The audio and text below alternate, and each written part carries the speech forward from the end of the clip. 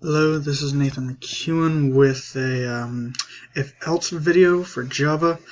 I have a picture.java and we're going. So I set it up with the hang man. 1 second. So here's the picture. The method the method name is called Bloodshot Eye with a parameter of 130. This parameter is an integer or a double value for the RGB values of the color.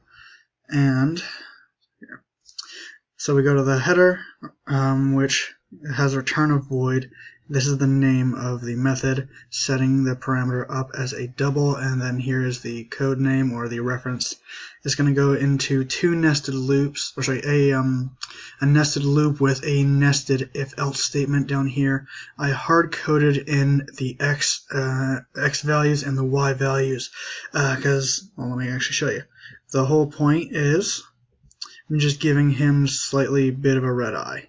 So that I pretty much just actually opened this up earlier, and then I found the pixels or the pixel locations roughly there to there, there to there, etc., and then plugged them in hard-coded rather than pretty much making it go from the starting at the from the full left or x at 0, and then going all the way to the right on the axis or pretty much to the width of the picture.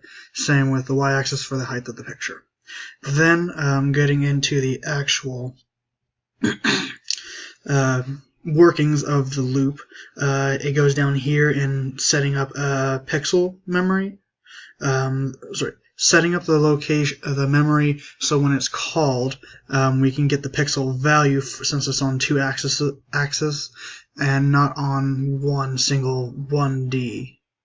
Actually a 2D line, because this is not necessarily a pixel array where it just goes straight. That we're actually including two axes there.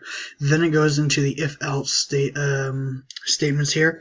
I just have an if statement. I do not actually have an else statement to go with this, because the else, if I were to add that in, I could have the else do another check, because this right here is if, then it does a check.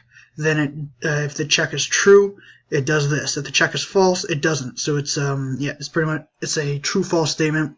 But the if there was an else, the else is tacked onto the if in the sense of there's one else that has to follow the if, but the if can be solitary. So this is an example of the if being on its own and still working. I can add in an else, and I can have it do another true-false check to do another effect, like say turning some of the white into black or the black into the white, or something to that effect.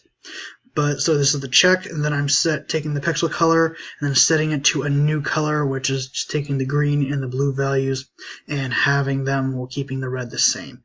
That is giving our little hangman Bloodshot Eye. And that is me explaining an if-else statement. And have a good day.